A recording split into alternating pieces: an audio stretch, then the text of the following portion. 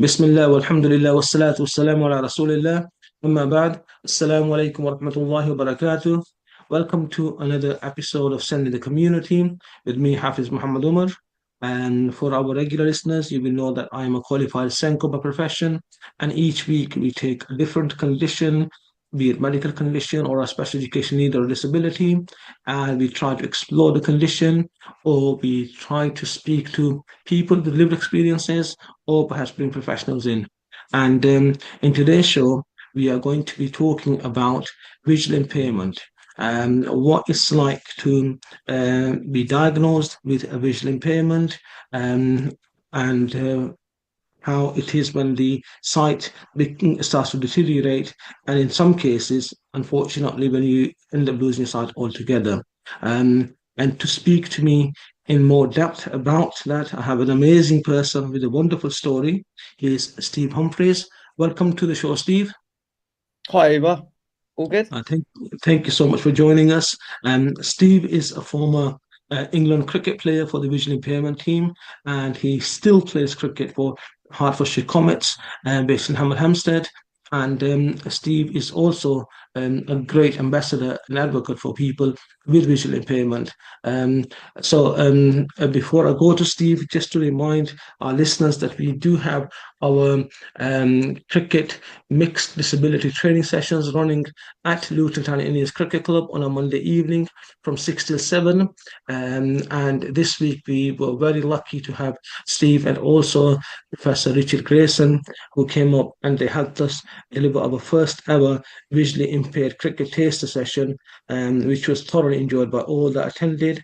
There were some sighted participants as well who had the opportunity to wear blindfolds and then try playing cricket to see what it's like to be playing sport when you are unable to see what direction the ball might be coming from or going in, and using your hearing to be able to do that. So we had that this week, and we are going to try and organize another visually impaired taster session in the near future.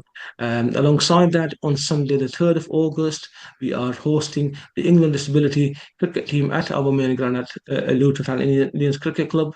For a T20 match in the morning that starts at 9:30. It'll finish around lunchtime. Then our disability team will play against Buckinghamshire during the lunch hour. And then in the afternoon, we are raising funds for the charity called CALM, which stands for Campaigning Against Living Miserably. And that is a free admission to the ground. There will be Luton Town Indians representative 11 playing a game of cricket against Luton Town Football Club. And the football club team will include people like Mick Harford, and also David James, the former England goalkeeper, possibly Jeff Thompson as well, the former Australian cricket player, and Monty Panesar will be in attendance, and many other celebrities are also going to be here in the town. So if you are around, please pop down to our main ground at Warden Park. That's Luton Town Indians Cricket Club on Sunday, the 3rd of August. It will be a great family fun day. There'll be lots of food stalls and other organizations will be there to provide support and assistance.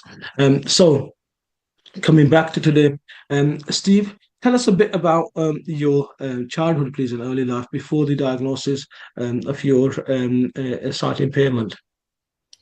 Yeah, hi, Eva. Basically, I was born in Welwyn Garden City, grew up, went to school, primary and secondary there. And I wasn't very academic. I was in special needs for quite a few years. So sport was sort of my go-to: swimming, football, cricket, cycling, that sort of thing. So every sort of single minute I could sort of get out of writing or doing Mm, anything like that. I was just in sort of the backfield or in the sports field, just just playing sport really. mm. So you went to primary school in Welwyn Garden City. Yes, so I went to Parkway and then Applecroft for middle junior school, and then Stanborough School for secondary. Uh, So I did actually do my A levels. That was hard work, like being in special needs. But and then as soon as I could leave after that, I didn't go to university. I sort of went into work. So I worked for Marks and Spencers for quite a few years, and then I worked for a computer company called Compel. Then I went traveling to Australia, and then Wow. came back and worked again. And yeah, it was just sort of work, sport sort of thing, Mm. really. And was there any particular sport that you enjoy the most? I know you mentioned a few there already. It was football and cricket. I Yeah. used to play for Welling Eagles for football, Okay. Yeah. and I was captain for the school for football, and for Mhm. cricket, I used to play for Welling Garden and also my school as well. Oh, So fantastic. yeah, they were the two main sports. Yeah, Yeah. Yeah, because Welling Garden City, as I'm sure you're aware, they still play a lot of they cricket do. in Hertfordshire County Cricket League on Saturdays. We've been there, they've been to Luton many a time. And yeah, so cricket is still quite big in Welling. And you mentioned cycling as well. What was that like? Yeah, so where it was the Welling Wheelers. So I sort of I used to cycle just sort of normally like everyone else would, but I did try sort of the track cycling for Welling Wheelers, but I wasn't great. So I knocked that on the head. You mentioned that at school you were in the SEN category, so you would have perhaps been supported by the learning support team. What kind of support did you have? Yeah, so I don't know what it's like now, but Mhm, it was just they used to sort of take you out of normal classes and put you into mhm, sort of your own class with mhm, people, and you sort of gradually, if you got a bit better, they would then try to integrate you into a normal class mode. mhm, Um, so that was difficult because trying to get out from that scenario into, I wouldn't say normal scenario, but with mhm, your friends, mhm, because you sort of mix with people that you wouldn't normally know or you wouldn't mhm, have be friends with. mhm, So, and all it was them meeting up at lunch with mhm, friends that you know mhm. anyway to play football in sort of the school Yeah. field and Uh, whatnot. So yeah, that was difficult doing that. and do you remember what kind of skills you might have been working on in particular? Was it reading, writing, Uh, comprehension, spelling? it was maths Uh-huh. and English. But yeah, Yeah. reading and Uh, writing. So it was the uh, so I had to literally work very hard because they didn't pick up on it in sort of junior school. mhm, That I had issues with that. mhm, Uh, so yeah, I don't know how they didn't pick up on that, but it was mhm, quite obvious to every like my parents or my family mhm, that I had problems in that regard of it. Yeah. mhm. And do you remember what your handwriting was like? Were you okay with writing, or did you have difficulty with writing as well? I could write, but it was like it was quite mixed. So I was Mhm. sort of writing back to front sometimes, and Okay. yeah, Uh, uh, very odd. So like window writing, if yeah. you hold a Yes. window, steamy Yeah. windows, and Yes. Yeah. it was like that. Uh, Yeah.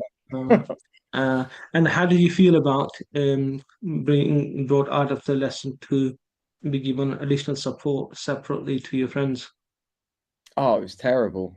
It Mm, sort of ostracized you quite a bit. mhm, And back in the day, in those sort of days, people used to sort of take the mickey, and mm, you know what kids are like. mm, mm, Yeah, so yeah, that yeah, was very difficult, very upsetting. But that's yeah, why sport mm, sort of brought the best out of me, and I yeah, could then yeah, reintegrate myself yeah, and play. yeah. So this would have been in the mid to late 1990s then when you were at school, Steve. Yeah, so 1992, I went into secondary school. Right. So it's from Okay. Yeah. 92 to Yeah. 95 that I was in sort Yeah. of special Yeah. needs. I don't know Yeah. if they call it special needs anymore, but that's what it Um, yeah, we refer to it as special education needs and disabilities, and thankfully, attitude towards people with added learning needs has improved massively. It is far more inclusive, and in schools we try to make sure that everybody is respected and valued, and their ability is celebrated as opposed to the focus on the disability. Yes, of course, they are going to be a small number of young people in every school where they might need added learning needs, but we celebrate their achievements as well. Like you and mentioned, that's great. I have to uh, sort of say everything's got a lot better, hasn't it? I think in Yeah, that yeah, respect. yeah. I mean, there's still a lot of work to do, but I think if you go back to your story where you said, you were brilliant at sport, so captaining the school football team, that is something that would be highly celebrated. There wouldn't be just focus on, Steve, the one who finds reading and writing difficult. It would be like, well, Steve, the one who's also the captain of the school football team, and there is a greater focus on ensuring that there is a lot of positivity and inclusion around the whole school environment, with July being the Disability Celebration Month. Nationally, there is a lot being done to ensure that people value everyone, including those with added needs and disabilities, and their work isn't ignored or marginalized. So it sounds like you had a mixed experience, but certainly with sports, you thoroughly enjoyed the opportunities. Um, what would have been the biggest achievement at school with the sport? Did you win by a big margin against any of the neighbouring schools in football? To be honest, it probably was captaining. I think we got to the semi-finals of the Hertfordshire Youth Cup. Wow. And that was like, I think we won 3-1. You're sort of Yes. in my brain a little bit here because I'm Brilliant. trying to remember, to be honest. I'm getting old now, Umar. And But Steve, you're younger than me. You would have been a year or two behind me at school. And the reason I ask is because there's some games that you never forget. I remember winning the Bedfordshire County Youth League with Luton Town Cricket Club under 16s back in 1995. And we were on this huge winning streak, and I don't think I'll forget that anytime soon. So there's some of those seasons of games where you remember very clearly how well you've done. So brilliant. And so in Welwyn Garden City, how popular was cricket at school at that time? Did you have a school cricket team? Did you play against other neighbouring schools?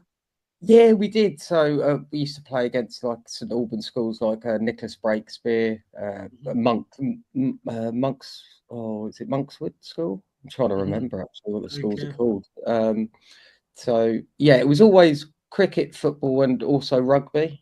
Yeah. All the Wow. three ones. I wasn't very good at rugby. One, I'm not really built for rugby. Yes. Um, but yeah, cricket and football was just huge. And we used to go to like the police headquarters to train Yeah. and play as well, which was over the Wow. road from Stanborough. Yes. Yeah. Uh, So yeah, it was just fantastic. So yeah. any It is. chance to throw or kick a ball was just Yeah. right up my street, really. Yeah, brilliant. I remember one game at Ranwood Park School in Harpenden. So I was a Luton sixth form. This would have been probably 1997, 98, around then. Oh, And okay. we went to play against Randall Park, and we went riding on our high horses, thinking we are going to destroy them on the cricket pitch. And we won the toss and batted first. And our coach was delayed, so he put his assistant coach with us. He said, "Lads, just do your best. I won't be too late." He got there an hour later, and by then we had been bowled out for 53. Oh, We gone out there trying to smack them out of the park and just lost our wickets by playing so many foolish shots. And I think before even 5 o'clock, the game was over. They did provide a very nice tea, though. You remember that, but it was a humiliating defeat. We thought, yeah, Randwood Park, they're not very good at cricket. Yeah, football, rugby, they're much better at. And yeah, following year we had to prepare much harder to try and put on a game. So yeah, there's some games that stick with you for a very long time, either for the positives or otherwise. yeah, And then of definitely course the I ended up, negatives yeah, most of the time. yeah, um, yeah, I ended up working at Randall Park for a bit a few years ago, and that was quite interesting. So coming back to your condition, then, when did you first get to know a bit about Leber's disease? It was actually when I was sort of going through the left eye losing it. Hmm. That's the first I knew about it, and that's the What first my sort of mum. age would you have been at that time? Sorry. 2010, so it was sort of Okay. right at the Touching beginning of 30, late 2010. 20s. Yeah, Yeah. Yeah. And what were the early warning signs, symptoms? How did you sort of like feel there was a change in your vision? yeah, it's quite a sudden thing when you do Hmm. get it. So my left eye just sort of basically went. It was going hazy on Hmm. like a Saturday. I remember this very Hmm. well. And then it was like, oh, okay. And I was saying to my mum and dad, like, something's not right with my left eye here. And they said, mm, oh, no, you'll be fine. You've probably just slept on the wrong side or mm, something. And then come the Sunday, it was again just getting worse. And then the Monday, I couldn't see out of it. So they took me down wow, to the hospital on the Monday. mhm, Um, so I went to casualty, and then they referred me to the ophthalmology department at the hospital. And they said, yeah, something's not right looking at it. So then they sent me for an urgent Moorfields mm, referral. Went down there, and then they sort of understood the condition called Leber's, but they didn't say it at the time. They said, oh, we need to do some blood tests and have a closer look about what's going on, because we think mm, it might be a gene uh, mhm, thing that might be an issue. And I had to wait a few more weeks, and then went back there, and they said, yeah, you've got this condition. Unfortunately, you inherited it from your mum. But mm, my mum didn't know she carried the gene, so I had no clue at all. So it was more upsetting, I think, for my mum and dad. Obviously, and I guess being parents.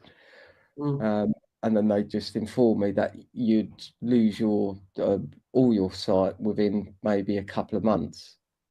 Uh, Wow. so my right eye went. It was probably about a month actually after that. Wow. Oh, Uh, I'm really sorry to hear that. Um, and was there any support offered to you either to the hospital or in counseling services? I mean, this is, huge transition in life, losing your eyesight.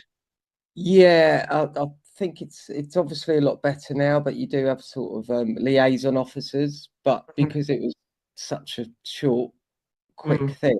mm, I don't think they really knew, the mm, doctors at the time, like what support they could give me. They just sort of done a certificate of visual impairment, mm, and then said, "Oh, we'll get in contact with your local social services." mhm, That took weeks, mm, and then once they actually did get involved, they were very, very good, and the mm, RNIP and things like that. But it was just a bit of a brain freeze, mm, really. I mm, didn't know what was going on. mm, mm, mm, And then because I was living on my own, I had to move back to my parents, obviously, because I couldn't cope. I didn't know mm, where anything was. I didn't know how to do anything, even sort of undress myself. mm, Well, mm. obviously, I knew how to do that, but do you know what I mean? It was just Not like being able things to see. a lot harder. Mm, Um, mm, but and it was just right because my family is Irish, so it mm, was like, no, come on, you can't just laze around, you can't just mm, feel sorry for yourself. It was like, mm, no, you've got to get up and start working with the people that are going to help you, like the social services team, guide dogs, RNIB. mm, Um, so yeah, it was just no time to think really. I was just like thrown into the deep end, so to speak, and just yeah, just relearned the life of how to do everything again. mm. So, from being told that you had the condition, and within what month or two, you ended up losing sight in both eyes. Yeah, Um, and then how did that impact your, I mean, you mentioned, your personal life that you couldn't live on your own anymore. You had to go back in with your parents. yeah, Um, what about things like work, your social life, leisurely activities? How did that yeah. impact? That was just. I just had to. It was just a cut off. I cut myself off from everyone, friends, uh, neighbour, everyone that I knew, basically, Mm, because I just couldn't cope at that time, and so it was literally just me, my mum and dad, um, just coping with it, which must have been so tough on them. Like mm, mm, me stumbling around the stairs and trying to get up and mm, not knowing, like waking up in the middle of the night. Yeah, that was difficult trying to sleep because I didn't know where I was, whether I was awake, asleep, from daydreaming, from having a nightmare. Um, so yeah, that was very, very tough. I still get vivid sort of brain um, brain fog. nightmares and dreams. Mhm. Um, So you don't know what's real sometimes and what's not. mm, mm, mm. Um, and thank you so much for sharing that Oh, that's all story right. so It's quite courageously with us, upsetting Steve. actually, Um, reliving it. um, But yeah, and well, listeners, part of the reason why we bring on amazing people like Steve to our show is to be able to offer that degree of support to anybody else who is either going through something similar or has been through it recently. The fact that there is help, support, advice out there. Steve's case was about 15 years ago when he was diagnosed, and as you heard there, how quickly things deteriorated from being able to see and living independently to all that changing within a matter of days. We will be heading to a short break in a few minutes. But when we come back, we will be talking to Steve about his amazing achievements since his diagnosis and how that journey started again. Being diagnosed with a condition can be tough, can be demoralizing, um, and yet it takes a lot of courage to accept what situation we find ourselves in. Steve was using his family heritage there about being of Irish heritage and how strong-minded the Irish folk are. We know that. Steve, if it's any consolation, I'm of a British Asian Pakistani heritage, and our community is pretty much the same as well. I think they have many yeah, things in common with the Irish. And what we find is in a lot of communities, places like Luton, Bedford are diverse towns, Hammer is to an extent as well. And a lot of communities will pull together, and I think that's where we go back to humanity. And we'll find that in every community, the family bonding is so strong. You will find individuals, either within your family or friendship group, somebody will stand and say, you know what, life is tough, and let's get on with it. And um, you do find a way of moving forward. And it's never easy, though. It's okay for us to sit here and say, oh, you know what, perhaps you're diagnosed, and oh, yes, we I understand. But we can sympathize, we could only imagine, but I don't think we can ever know the extent to which somebody goes through, particularly with sight loss. There are many, many things that people, as human beings, we struggle with. Sight is one of those things from the moment we wake up to the moment we go to sleep perhaps we might take for granted at times, and then we want to make sure that if somebody is losing that sight, what is the help support that was available to them, and how can we ensure that they continue to live as independent, as successful life as possible beyond this diagnosis or this condition. Um, and so we've got another couple of minutes before we go into the break. And so, Steve, you moved back with your parents, and um, are you still living with your parents? Are you living in supported accommodation or independently? yeah, I live on my own. I do live sort of in I don't have the warden control, but it is sort of like sheltered accommodation. I live in a bungalow in Lemsford. I don't know if anyone Mm, might have heard of Brocket Hall, mm, which is sort of a big golfing sort of mm, complex, and they film things like Mr. Bean and mm, Midsummer Murders, that sort of thing mm, there. mm. So it's right by the River Lee, Yes. uh, runs through sort of the village, and there's a mill. People can go fishing over there. It's lovely. It's very quiet. You probably can't hear any cars outside. I've got the Mm, windows open. Yeah, it's mm, very peaceful. So I've lived here now for 2010. Yeah, mhm. 2010 I moved here. So Wow. I used to live on my own before that, Mm, but this is the bungalow. Obviously, I don't have to do stairs or anything, so it's perfect. I had a guide dog who sadly passed away a so, couple yeah. of years ago. So I had Mm, him for he was 14 when he passed away. wow. So yeah. Good dog age. Um, right. Steve, thank you so much for sharing for that. Listeners, we are heading to a short break now. When we come back, we will be talking to Steve about his life beyond 2010 and his amazing achievements since then. So please do stay tuned, and we hope that you will be able to rejoin us very, very shortly. Assalamu alaikum wa rahmatullahi wa barakatuh.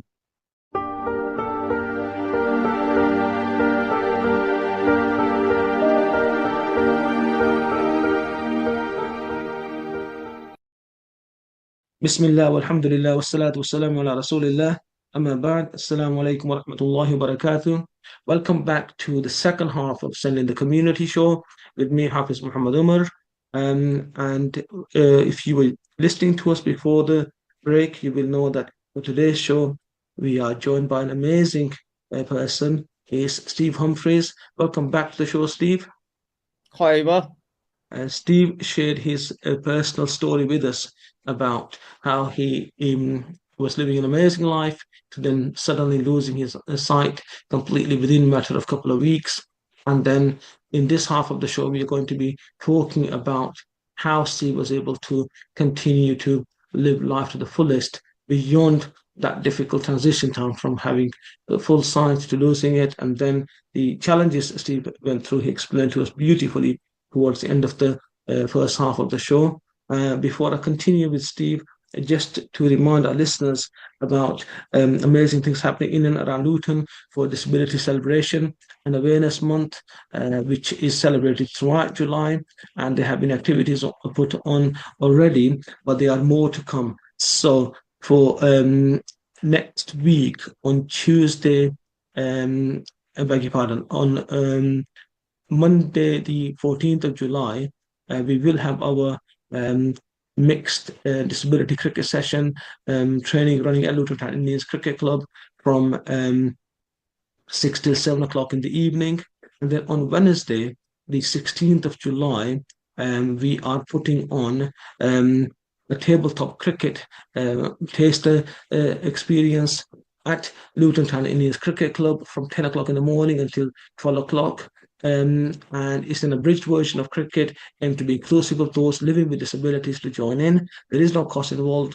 Please pop down to our main ground, come to the pavilion, and the long room will be set up for tabletop cricket experience. There's also an awareness event at the mall planned for Tuesday, for the 16th of July, Wednesday the 16th of July from 10 till 4.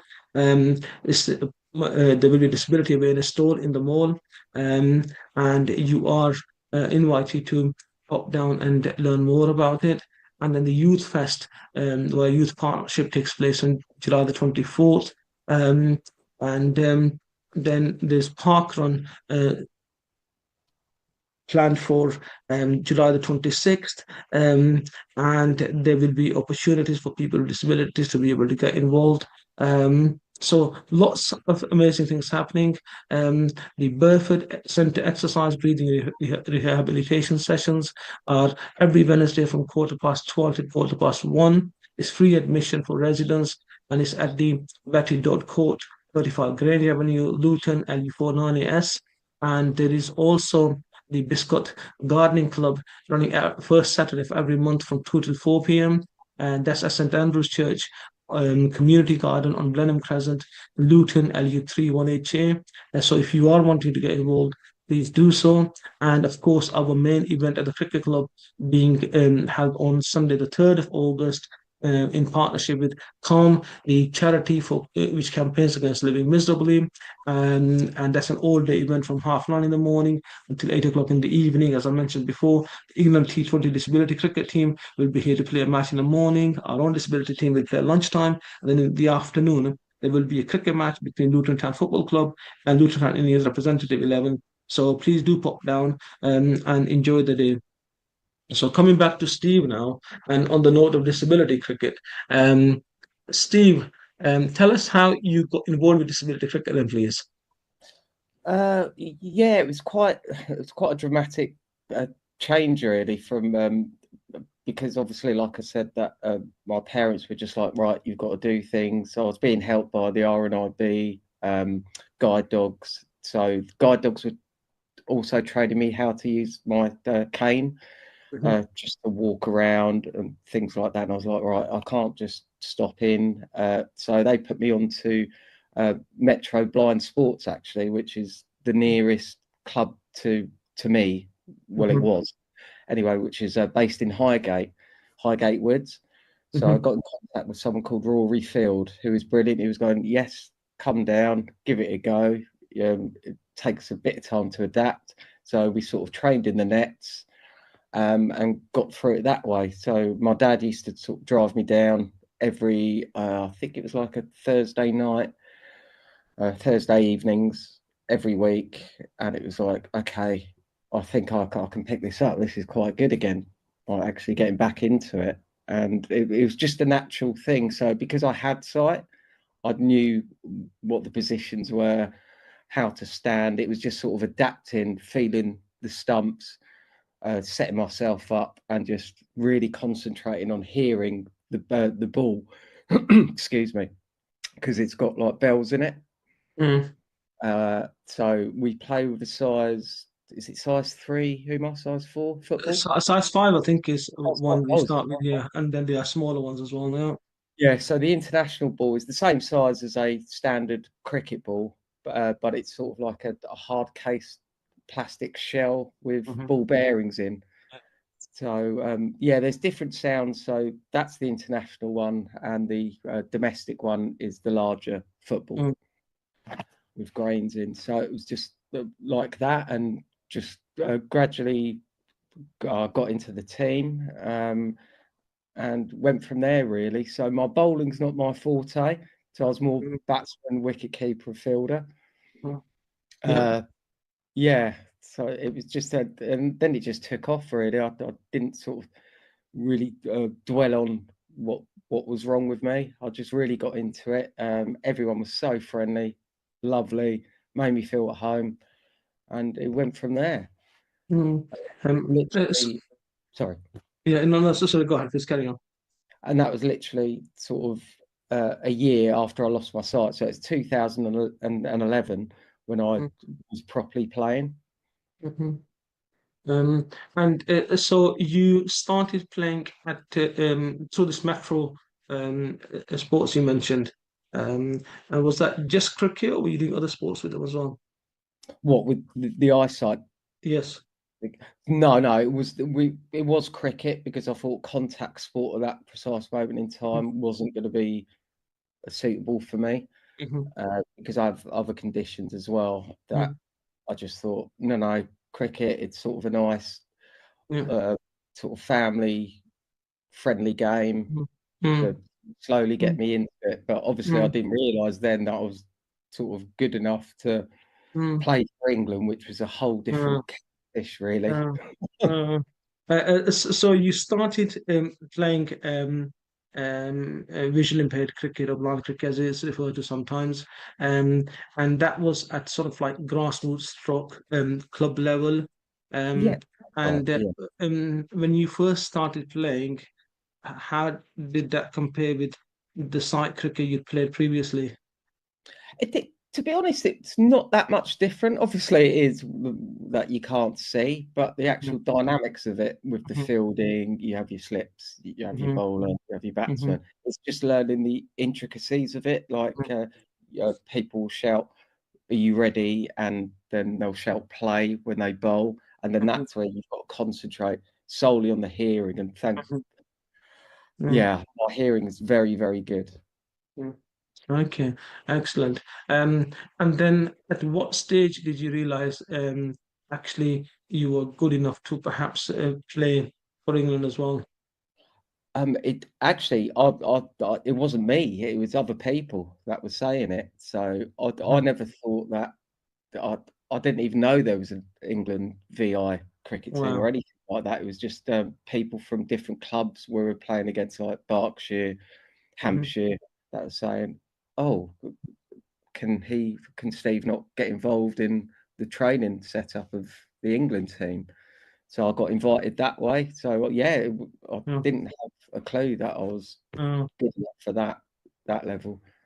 and how did that come about then? Did somebody from England um, come and watch you play? Did they invite you to one of the training sessions? How did that work? Yeah, that was exactly it actually. So it was word of mouth that it just went round to sort of club level, and then they were speaking to the hierarchy at Mhm. the England team. So they invited me to Edgbaston Wow. for Um, an indoor session. uh-huh.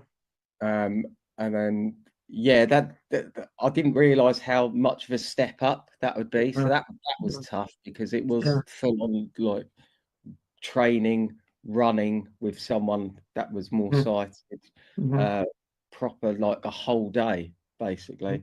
So I was absolutely shattered after that first, Imagine. first session. I had to sleep, I think, for the whole weekend after that. Well, But and then they invited me back again, and then it was like, okay, now let's get you properly into it. And I had the Ashes coming up in 2012. oh, So that's they were building me up for that. And wow. yeah, so I played my first game in 2012 against Australia. And I will say, my very first go at batting, I got out for a duck. Oh no, Steve, I think he's going to say you scored a 50 or something. Like, Yeah, very first, I was number 3 batting. yeah. Um, oh, yeah, and a duck. It was, I think it was second or third ball. Oh I no. remember it. And it was just like, so I got demoted straight away for sort of the second game, and I was a bit more relaxed. So I batted at like number 6 Yeah. and got like 36 not out, and I Oh, took a, wow. but I did actually take a wicket the very first game, Oh, brilliant. bowling. But Yeah. yeah, Yeah. but a duck, yeah, it's still Uh, lives with and, and that sticks for quite some time. me. But the It, fact that yes, it has. let's go back a couple of years, 2009, perhaps absolutely no idea, what was around the corner in 2010, going into 2011, life-changing condition diagnosed, and here you are, 2012, representing England. Yeah, it was a Uh, whirlwind, uh, really. It was just unbelievable. uh, But it was very hard work because we played the Ashes. We were playing in Worcester. oh wow, at the county ground. Yeah, Yeah. yeah. My mum and dad came. I had my guide dog then, so Wow. he turned up. Family turned up, so we were sort of Yeah. travelling all around Worcester to Oh, the different brilliant. schools and the parks and things like Yeah. that. And it was quite a big support. The Australians brought over a lot of people, so you Wow. can imagine how noisy that Yes. was. Yeah. I Uh, wasn't used to that sort of noise. Like people literally, what what it can get like if you've ever been to Lords for an England game yes. or something. Yeah. Yeah. Amazing. And how many games did you play in that Ashes series? I've played 12 overall. So the Okay. Ashes Wow. consisted that it was a lot of like one day. So it's not like the normal format that you Mhm. would have for Yeah. like a 5-day test or anything. Mhm. Yeah. Like it was day games. Mhm. Mhm. Mhm. Amazing. Um, and once you played your first game, I guess it must have felt quite special to be part of the England visually impaired team. Yeah, yeah, it's just amazing. One, it was a responsibility really because I didn't want to let anyone down because they picked Mm, me, and it was like, mm, right, okay. But I thought I was going to, like I said, get dropped after mm, getting the duck. But mm. yeah, I hope it inspired some people Uh, to uh, um, to watch because I think back then visually impaired cricket wasn't as uh, highlighted as much mm, it mm, is now. mm, mm, mm, And then people must have thought all of us wearing our gear walking around Worcester must have mm, thought, oh, what's sort of going on here? So I mm, think we drummed up a lot of support that way with people just mm, mm, passers by coming to mm, watch. mm. And it's amazing, how far we've gone with disability cricket. Worcester is an amazing place. We're quite lucky. We got some family in Worcester, so we've been going there since our childhood as a family. But last year, we took our disability cricket team there. Worcestershire County Cricket Club had organised a disability cricket festival, which Oh, was on the actual grass at New Road in Worcester. So we got to oh, play that's on the where we county played. ground. Yeah. Yeah, so there were teams from neighbouring counties to them. Herefordshire were there, Gloucestershire were there. I think Staffordshire were there as well. So we took our team from Luton Indians Cricket Club. And we were playing predominantly on behalf of Cricket East, which is kind of a combination of Bedfordshire and Huntingdonshire. but they were ever so accommodating. So that was quite an amazing experience for mixed disabilities there. And listeners, part of the reason we have Steve with us today is because we are trying to launch a visually impaired exclusive cricket opportunity in Luton.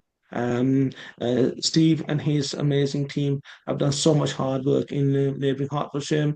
They have a team called Hertfordshire Comets, who have been training tirelessly under the coaching of Professor Richard Grayson, and also through support from people like Steve. And we want to try and replicate that in Luton as well. We know cricket is incredibly popular in Luton, and we want to make sure that our visually impaired community have that equal access as well. And with that in mind, this week we had our first ever visually impaired taster cricket session at Luton Indians Cricket Club, and we hope to be able to offer more of those taster sessions before the end of this season, and certainly in partnership with Hertfordshire Comets going forward. Our vision is to try and have some kind of a visually impaired team set up here in Luton as well. So if you are listening and you're thinking, you know what, I'm visually impaired, I didn't know this opportunity was available out there, and you feel inspired by Steve's journey into playing, visually impaired cricket at the highest level possible, then there is that opportunity for you to start from grassroots. And what we try to do is just like Steve, we offer the opportunity. You have a go, and we know not everybody's going to get to play the very highest level, but there's an opportunity to come out, to socialize, make new friends, and get to understand different formats of the game. And if you like Steve and have an idea of how cricket is played, it makes it slightly easier. If you're completely new to it, don't worry, we can explain the rules to you and the logic behind bowling a ball or hitting it and catching it and stuff. And we will be able to fully support you there. Um, yeah, please do get in touch at Luton and Indians Cricket Club. My name is Muhammad Umar. I'm the disability cricket coordinator there, and we can, accommodate people Monday evenings, 6 to 7 for the rest of July, and then we'll take it from there. That's when our training session take place. So, Steve, I have to now, say, right, it's all about fun. It doesn't matter like what skill set you've got. It doesn't matter about anything like that. It's just enjoying yourselves, getting out, like you were saying. If it wasn't for yourselves, like Richard Grayson, Luke Heskett, it just wouldn't happen, would it? So mm, it's big thanks to people like yourselves. thank you, Steve. And likewise, without people like yourself, who actually come and take part and make it all happen, we wouldn't be able to do this either. So it is a collective partnership between all of us involved. And hearing Steve's journey, that is amazing. So 2012, you started playing for England. And did you get to tour Australia as well, or did you play the I home? didn't. Because everything happened quite quick. I went down a bit of a bad road, like 2013, Right. 14. So everything was just put upon me too quick. I didn't have a chance to stop, collect Mm, myself, and mm, so I quit everything for wow. uh, well, till last year, Right. basically. Okay. Uh, Thank you. yeah, that wasn't a good time, but Yeah. Uh, uh, thank and I guess COVID made it even more tricky as well. And it did. Yeah, uh, I was pretty seriously ill, uh, but I've just all got everything together again now, and that's hence why I got in contact with Luke Heskett. I was like, mhm, oh, why isn't there a cricket team in Hertfordshire actually? mhm, Our cricket team. mhm, So then, funny enough, at the same sort of time, Richard and Luke were talking about that, and mhm, Richard had gone to a disability awareness course all day at Lord's. So just everything just aligned mhm, really. mhm, So mhm, we started mhm, playing last year for Hearts Comets training. At first, it was just me and Richard for mhm. a few weeks, just me Wow. and him knocking in the nets. Mhm, And then now we've basically got a team together mhm, to start properly playing next year. But we've got our first, I think we're playing Berkshire in August. mhm. as just a yeah, sort of training match. So yeah, it's just yeah, taking off now. yeah. So, and that's just amazing. And so, uh, outside of cricket at the moment, what else do you do then, Steve? How do you keep yourself Um, busy? yeah, I sort of do product testing for Tesco's, so they send Okay. me sort of things like tin foil or toilet Yes. rolls and whatever to Uh-huh. test. So yeah, I'm probably the best person to do that actually. So I can sort of do the feel, I can yeah, smell it, do what whatever really. Uh, Um, so I did work for Welling Hatfield Council when I had Thomas with the access to work sort of scheme, but it was just full on, and with trying to organise lifts or having a guide dog pen in the office. I stayed there for about a year and a half, but that was quite full on. mhm. Um, yeah. So now I just try to help people out. I do some things for guide dogs online. Um, yeah, so I go to cricket matches, like I'm going to the England-India game on Thursday. Oh, fantastic. So they give me like a headset, so it's literally live commentary, so there's no sort of delay in it. Hmm. Brilliant. So yeah, Oh, I sort of do quiz nights, things like yeah, that to keep me occupied with my friends. yeah, brilliant. Yeah. And in terms of getting out and about, how do you do that? Do you have any support for that at all? Yeah, because I live in a village, it's quite difficult. So it's just mostly like friends or Uber assists, Hmm. things like that. So I'm not going to get another guide dog just because when I lost Thomas, that was too much. So Mm, mm, I just prefer to be on my own, use my mm, stick. mm, Um, and mm, mm, yeah, so if it wasn't for family and friends, mm, that would be difficult mm, unless you live in a big uh, town like mm, Luton or mm, London or mm, whatever. So it's mm, difficult, but I do like the peace and quiet here. mm, mm. And so, getting to the next cricket match, for example, England India, will you be traveling with family, friends? Are you going Uh, to be using Uber or public transport? yeah, so my friend's taking me. He lives in St Albans, so I'm Okay. meeting him at St Albans station. Then we'll travel to West Hampstead Mhm. on the train, and then it will be an Uber from West Hampstead to St John's Wood. And so, what's it like using public transport for someone like you at the moment? It's difficult because everyone tells me people are always on their phones. So Mm. it's like I've knocked into people, obviously by Yeah, accident, yeah. and they Oh, just said, "Oh, sorry, excuse me." Then my friend said, "Oh, that yes. person was on their phone." So I think Uh, people need to be a bit more aware because mm, not just for VI people, like for mm, any like wheelchair users or mm, anyone, really, just be a bit more aware of what's around you. mm, mm. And in terms of for the reliability of public transport and accessibility, how do you find that? I have to. Everyone's brilliant with Uh, public transport. The sort of the staff at the stations or the Uber drivers are. mhm, I've never experienced the problem with that. Uh, I guess a lot of people might not have had the same experience mhm. as me, and they might have had issues. But yeah, I've never had an issue with that. Oh, okay. Brilliant. Steve, we are coming towards the end of the show now. It's been an absolute pleasure having you with us. Um, and so for anybody out there, just as like a final minute or so now, who might be going through the kind of early warning signs that you went through with their eyesight loss or it's deteriorating and they're told there might not be much eyesight for them in the future, what would your advice be for them?